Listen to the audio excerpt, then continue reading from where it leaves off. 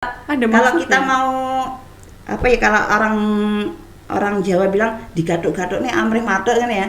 Ya benar sebetulnya, digosok-gosok keluar. Semakin mulus.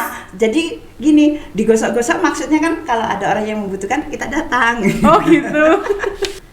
Jangan lupa untuk teman-teman berikan pelayanan secara profesional dan dengan hati yang luhur, dan jangan lupa ikhlas.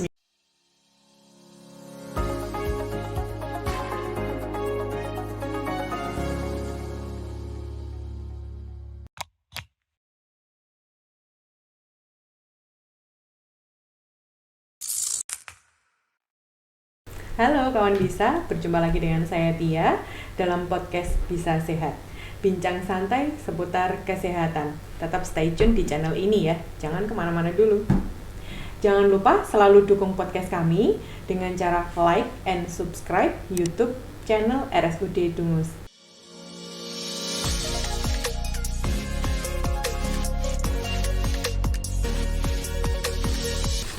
Podcast Bisa pada kali ini akan membahas tentang peringatan Hari Perawat Nasional yang jatuh pada tanggal 17 Maret 2023. Kali ini narasumber yang akan kami undang adalah Ibu Sumiati, Eskep Nurse yang biasa kita sapa di rumah sakit ini adalah Bu Ati. Betul Bu? Betul. Selamat datang Bu Ati di podcast kami. Terima kasih Mbak Tia.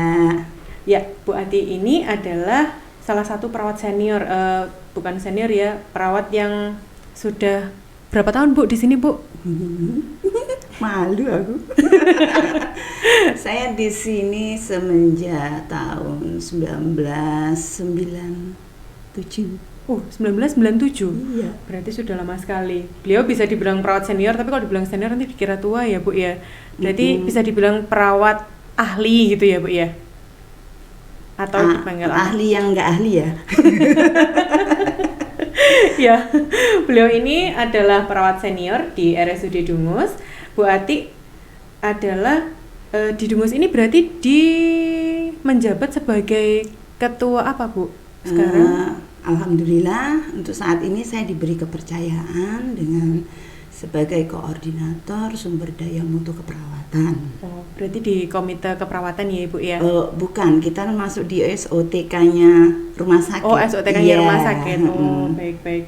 Ya, pada kali ini dalam rangka peringatan Hari Perawat Nasional yang tidak lepas dengan adanya PPNI, yaitu Persatuan Perawat Nasional Indonesia, sebagai suatu wadah yang mempersatukan seluruh perawat Indonesia.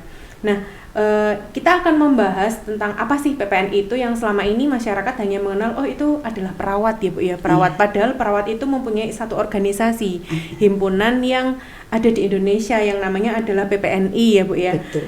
Menurut dari sejarah Bu, PPNI ini ditetapkan tanggal 17 Maret ya Bu ya. Iya. Itu sejarahnya, ada sejarahnya nggak Bu sih? Kenapa harus 17 Maret? Ataukah ada perkumpulan atau bagaimana? Oh iya. Sejarah terbentuknya PPNI itu sebetulnya panjang ya Mbak Tia ya. Iya. Di awal itu masih zaman London kalau kita bilang ya. Oh, iya. Itu sudah ada perkumpulan, tapi kan masih banyak ya perkumpulannya, nggak seperti sekarang ada PKFI, ada PDKI, ada PPI, bukan PPI-nya, bukan PPNI-nya infeksi lo ya. Oh iya. Berarti nama yang lain ya Bu ya. Terus ada juga PI ya. Iya. Itu sejak tahun 18 berapa ya, zaman rumah sakit Belanda itu, saya juga sulit ya untuk mengatakan 1920-an. Ya sekitar itu ya, 18. Ya, 1800 ya Bu. 1800 itu ya Mbak ya. Terus seiring dengan waktu terjadi perubahan yang sekarang itu kita kenal dengan RSCM, Rumah Sakit Cipto Mangunkusumo. Awalnya. Itu awalnya ya, cikal bakalnya adanya PPNI. Nah, terus pada tanggal 17 Maret tahun 1974 beliau yang memegang organisasi seperti PKFI, PDKI, PPI dan PI itu berkumpul di Bandung. Oh. Nah, beliau-beliau itu punya semangat dan punya keinginan. Kenapa ya kita kok organisasinya kok sendiri-sendiri? Kenapa tidak dijadikan satu biar kita lebih solid, lebih disegani dan juga eksistensi kita lebih diakui. Nah, akhirnya terbentuklah PPNI tersebut pada tanggal 17. 17 Maret itu ya. 1974. 17 Maret 1974. Iya. Berarti sebelumnya PPNI ini ada tadi PFI, PI itu dari beberapa kumpulan perawat gitu atau bagaimana Bu itu? Iya, mungkin aneh ya, dari perkumpulan-perkumpulan tersebut ya nggak apa ya, bukan semua perawat, jadi mungkin dari perawat bagian apa, perawat apa gitu. Dimulai dari perawat di satu ruangan tertentu, terus mungkin di di daerah ya. Oh, di daerah. Nah, di daerah tertentu atau punya ibaratnya apa ya, kelompok-kelompok sendiri-sendiri gitu ya. Oh iya. Nah. Jadi dari satu daerah terus akhirnya berkumpul di Bandung itu untuk berkomitmen membuat PPNI ya Bu ya berarti. Betul sekali Mbak ya. Ya, lalu di PPNI itu kan ada lambangnya ya Bu ya. Ada yang merah, ada yang kuning. Kenapa sih lambang itu mengartikan apa Bu? Oh iya. Kadang ya teman-teman dibuat guyonan ya, karena di lambang PPNI itu kan ada gambar seperti itu kayak Aladin ya, digosok-gosok nanti keluar. Oh iya. Gitu. Gambarnya kayak kotaknya Aladin. Di dalamnya itu kan ada seperti apa itu lentera ya, apa? Iya kayak mirip gitu. ini ya Bu. Ya kita ketahui di lambang PPNI itu ada lingkaran yang berwarna merah. Terus ada di dalamnya itu juga lingkaran berwarna kuning. Terus ada segi 5. Segi 5 itu berwarna hijau. Terus di dalamnya itu juga ada gambar lentera, terus seperti ada tangga susunnya 5. Terus ada jilatan api juga itu 5. Kalau kita apinya itu juga ada 5 gitu ya. Itu ada filosofinya masing-masing Mbak Tia. Ya, merah itu menggambarkan semangat persatuan. Jadi perawat-perawat diharapkan punya semangat untuk bersatu. Nah, terus untuk kuning kita berbudi luhur. Jadi saat kita merawat pasien punya jangan lupa dengan budi luhurnya. Sikapnya, etikanya seperti itu ya. Terus untuk yang warna hijau, ya hijau kesejahteraan. Tentunya itu harus sejahtera. Harapan kita. Nah, terus segi 5 itu kan kita punya Pancasila ya. Berlandaskan. Jadi kita berlandaskan dengan Pancasila, sama dengan yang di bawah lentera itu kan ada kayak tangganya 5, terus jilatan apinya juga ada 5. Berarti menandakan kayak Pancasila ya Bu? Iya, seperti itu. Jadi pengamalan Pancasila. Jadi tepatnya kayak seperti itu. Silanya 5 itu ya. Nah, terus putih. Kan tulisannya itu warnanya putih. Itu identitasnya perawat. Makanya kan perawat-perawat banyak yang pakai baju putih ya. Nah, ternyata putih di tulisan merah itu punya makna tersendiri ya Bu ya, bukan karena matchingnya merah putih, ternyata karena memang identitasnya perawat yang berbaju putih. Oh baik, ternyata sangat unik sekali ya di logo itu. Jadi banyak sekali dari satu kesatuan yang bergabung jadi satu, mulai dari warnanya punya arti, tulisannya punya arti, gambarnya punya arti, bahkan sampai dibilang kayak ini tabungnya Aladin ya Bu. Ya mungkin ternyata, gitu ya. Kalau kita mau kalau orang Jawa bilang digaduk-gaduk nih amrih matuk kan ya. Ya benar sebetulnya, digosok-gosok keluar. Semakin mulus. Jadi gini, digosok-gosok maksudnya kan kalau ada orang yang membutuhkan kita datang. Oh gitu. Ya, di tahun 2023 ini PPNI mengusung tema Gapai Sejahtera dengan Profesionalisme ya Bu ya, betul ya? Betul. Ini sepertinya sejahtera yang tadi di warna hijau, bisa masuk di situ ya. Jadi kita menggapai kesejahteraan tapi tidak lupa dengan profesionalisme sebagai seorang perawat. Betul. Nah, terkait dengan profesionalisme sebagai seorang perawat itu visi misi PPNI apa sih Bu? Iya. Visi dan misinya PPNI diawali dengan visinya dulu ya Mbak ya. Visinya itu menjadi organisasi yang profesional, yang handal, dicintai oleh anggota. Amin. Amin. Dan juga disegani oleh organisasi yang lain. Oh, iya. Gitu. Untuk misinya itu penguatan kepengurusan pada setiap level dan badan kelengkapan. Iya. Selain kita membahas tentang profesionalisme seorang perawat ya Bu ya, kebetulan di rumah sakit kita ini ada ruangan baru Bu. Ya. Iya, betul. Kita akan sekalian memperkenalkan sebagai ruangan baru di RSUD Dungus ini ada ruang mahoni. Mungkin bisa dijelaskan Bu terkait dengan pelayanan, kan ini berhubungan dengan perawat juga. Jadi kita menambah ruangan pasti akan menambah profesionalisme seorang perawat. Ruang mahoni ini untuk ruangan apa Bu? Oh iya. Ruang mahoni itu terdiri dari 40 tempat tidur Mbak Tia. Oh, banyak sekali ya. Beda sama yang ruangan-ruangan kita sebelumnya ya Bu ruang ya. Yang lain ya. Iya.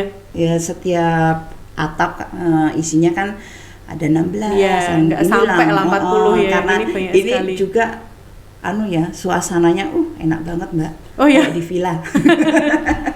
Iya.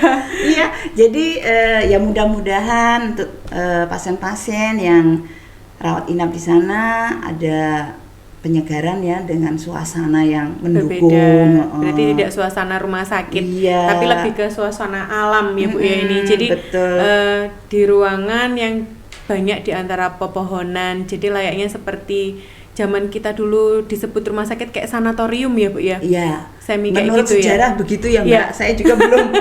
Dulu kita mengenalnya pada zamannya. Mengenalnya kita sanatorium ya Bu ya. Jadi lingkungan yang bersih. Nah, ruangan mahoni ini hampir mirip seperti itu. Jadi ekosistemnya baik. Terus sirkulasi udaranya juga bagus. Jadi ruangan baru ini tuh sangat membantu untuk memulihkan kesehatan. Beda dengan rumah sakit yang lain yang tentunya hanya bersampingan tembok ya Bu ya. Kalau ini kan kita di kanan kiri itu ada banyak pepohonan. Iya. Satu kelebihan di rumah sakit kita ya Bu ya. Benar. Dan juga di situ untuk pelayanan tadi ya Mbak Tia kan tanya ya untuk pelayanan apa? Kita siapkan untuk kasus-kasus jantung, kasus saraf ya, kasus dalam kita prioritaskan ke ruang mahoni. Ruang mahoni. Iya. Jadi hampir untuk seluruh penyakit ya Bu ya itu hampir bisa dipakai ya. Bisa dipakai. Jadi nggak untuk yang orang sakit paru aja kan. Kita terkenalnya dulu kan rumah sakit paru ya. Karena sekarang sudah rumah sakit umum, jadi ruangan mahoni bisa dipakai untuk penyakit selain paru. Okay. Lalu ini Bu setelah ini kan pandemi Covid sudah mereda ya Bu ya. Penyakit paru sudah, maksudnya paru yang ditakuti oleh masyarakat itu kan sudah mulai mereda. Bahkan mungkin sudah mau jadi endemi. Sudah jadi endemi belum sih Bu? Kalau selentingannya gitu ya Mbak, tapi nyatanya belum ya. Iya. Nah, ada nggak sih Bu perbedaan segi pelayanan yang ada di rumah sakit kita sebelum dan sesudah Covid mereda ini? Ya. Kalau dari segi pelayanan itu nggak ada bedanya ya Mbak.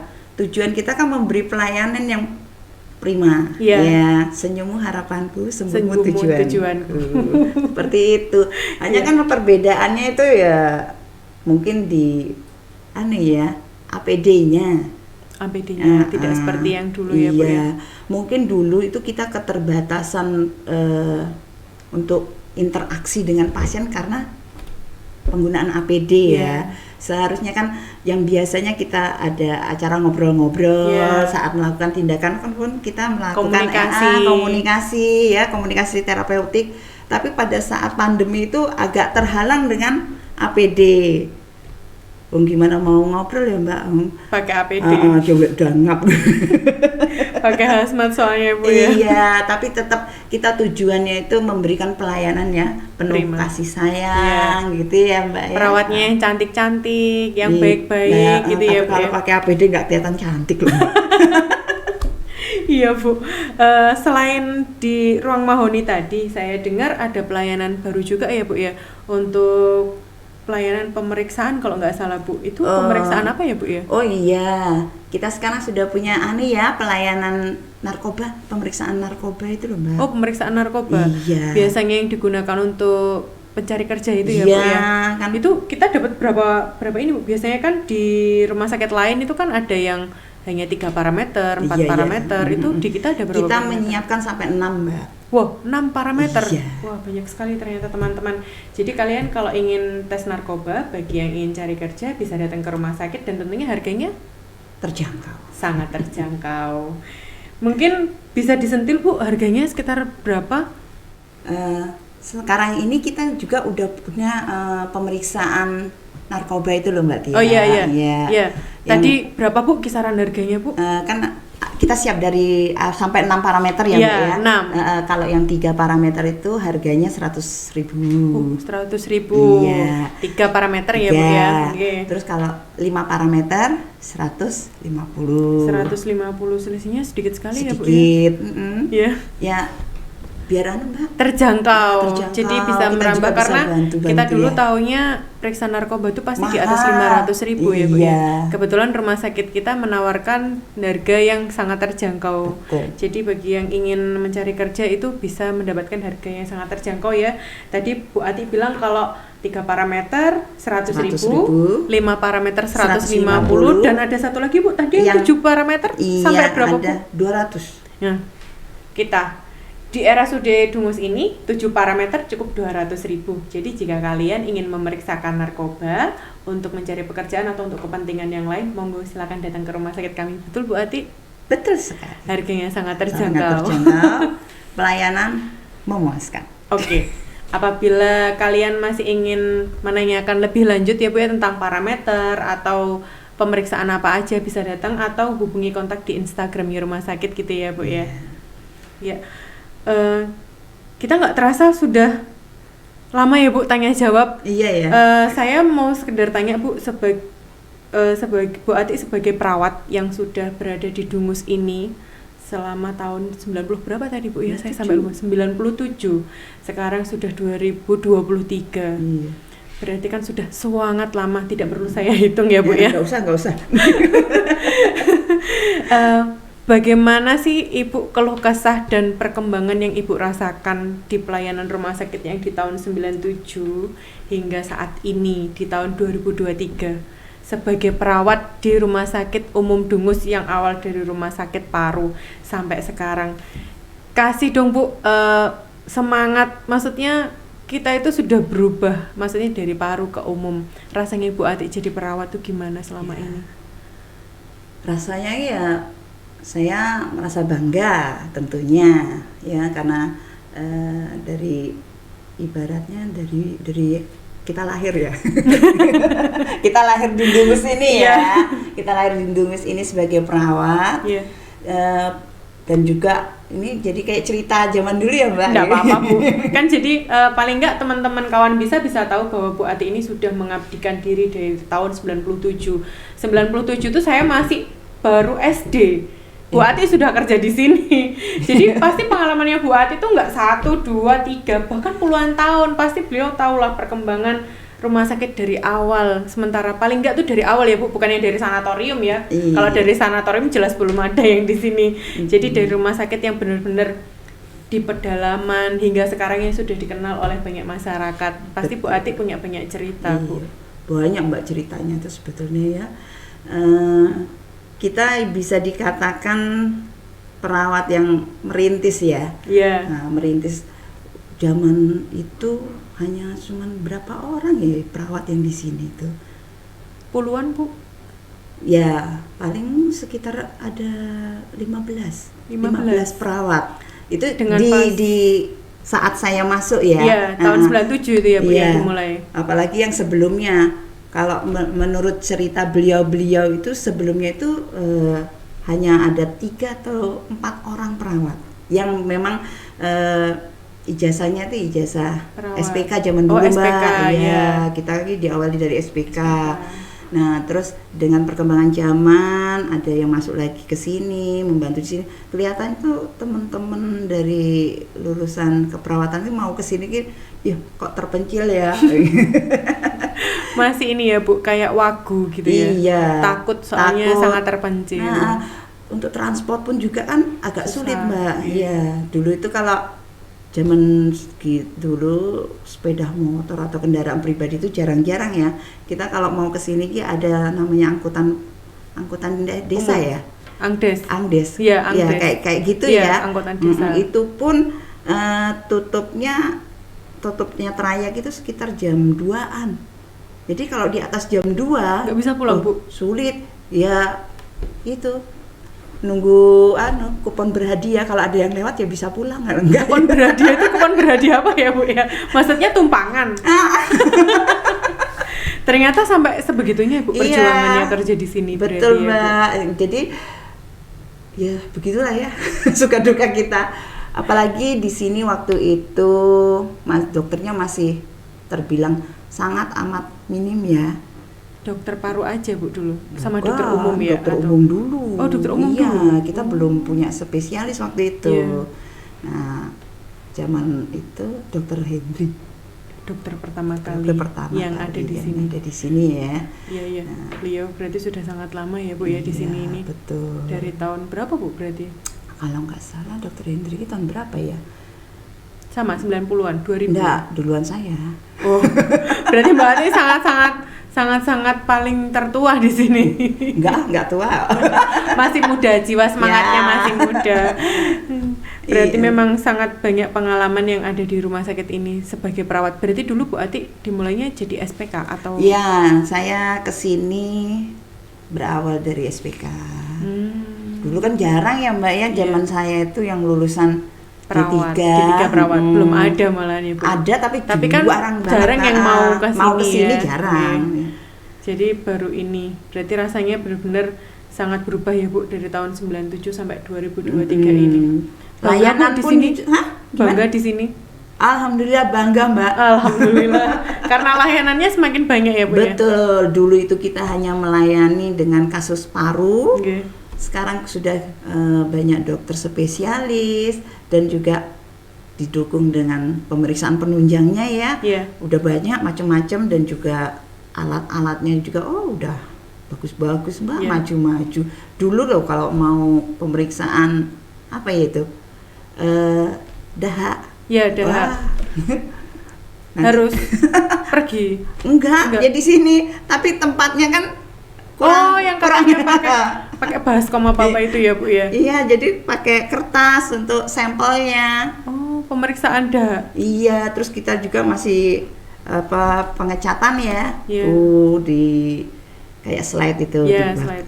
Sekarang sudah sangat maju Wah, ya. iya, dan Jadi jauh sekali. meskipun Kita sudah rumah pakai sakit TCM ya. Iya, meskipun rumah sakit kita itu jauh di pegunungan, tapi untuk pelayanan kita nggak kalah dari rumah sakit yang ada di kota ya teman-teman kawan bisa. Ya Bu Ati, ini kita sudah lumayan banyak memperbincangkan pada hari ini.